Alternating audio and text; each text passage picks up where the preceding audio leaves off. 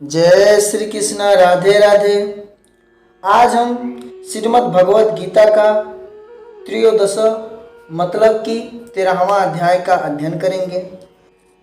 Video में आगे बढ़ने से पहले आपसे एक छोटा सा रिक्वेस्ट है, यदि आपने चैनल को सब्सक्राइब नहीं किया है तो प्लीज़ आप चैनल को सब्सक्राइब करके बेल आइकन को प्रेस कर दें, ताकि जब भी हम वीडियो अपलोड करें उसका नोटिफिकेशन आपको तुरंत मिले और आप वीडियो को देख सकें। तो चलिए वीडियो को शुरू करते हैं। श्री भगवान बोले, हे अर्जुन, यह शरीर क्षेत्र इस नाम से कहा जाता है और इसको जो जानता है उसको क्षेत्रज्ञ इस नाम से उनके तत्वों को जानने वाले ज्ञानी जन कहते हैं। हे अर्जुन, तू सब क्षेत्रों में क्षेत्रज्ञ अर्थात जीवात्मा भी मुझे ही जान, और क्षेत्रज्ञ को अर्थात विकार सहित प्रकृति का और पुरुष का जो तत्व से जानता है वह ज्ञान है, ऐसा मेरा मत है।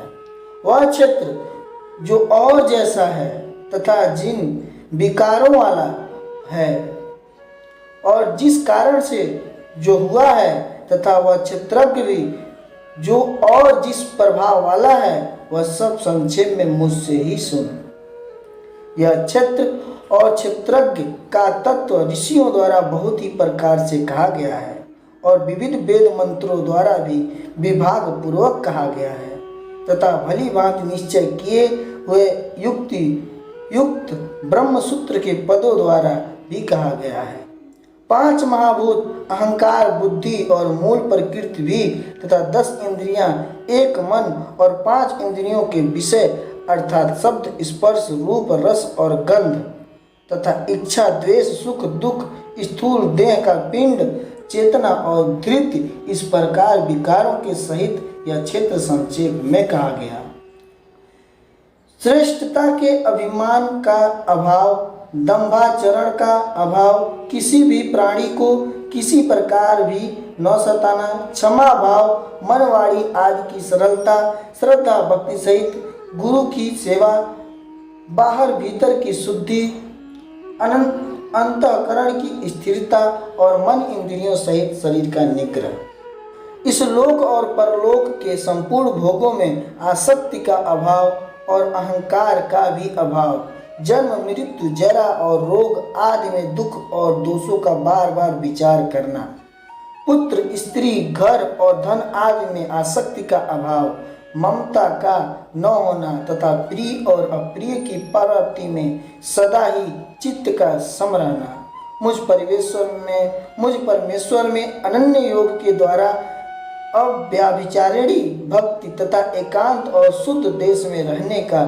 स्वभाव और विषयासक्त मनुष्यों के समुदाय में प्रेम का न होना, अध्यात्म ज्ञान में नित्य स्थिति और तत्व ज्ञान के अर्थ रूप परमात्मा को ही देखना, यह सब ज्ञान है, और जो इससे विपरीत है वह अज्ञान है, ऐसा कहा जाता है। जो जानने योग्य है तथा जिसको जानकर मनुष्य परम आनंद को प्राप्त होता है, उसको भली भांति कहूँगा, वह अनादि वाला परब्रह्म न सत्य ही कहा जाता है न असत्य ही है। वह सब ओर से हाथ पैर वाला, सब ओर नेत्र, सिर और मुख वाला तथा सब ओर कान वाला, क्योंकि वह संसार में सबको व्याप्त करके स्थित है।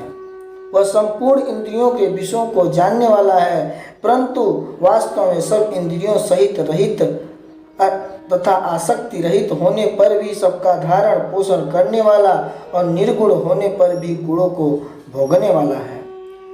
वह चराचर सब भूतों के बाहर भीतर परिपूर्ण और चर अचर भी वही है, और वह सूक्ष्म होने से अविज्ञेय है तथा अति समीप में और दूर में भी स्थित है।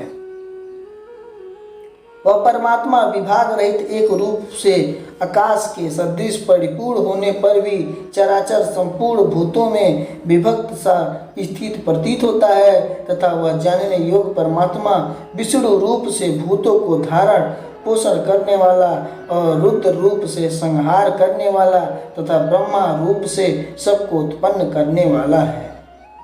वह परब्रह्म ज्योतियों का भी ज्योति एवं माया से अत्यंत परे कहा जाता है।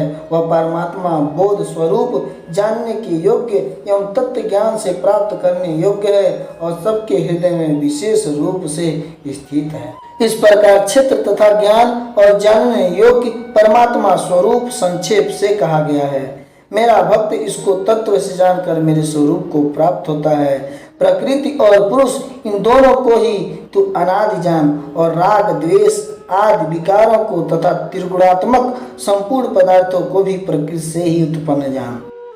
कार्य और कारण को उत्पन्न करने में हेतु प्रकृति कही जाती है और जीवात्मा सुख दुखों के भोक्तापन में अर्थात भोगने में हेतु कहा जाता है।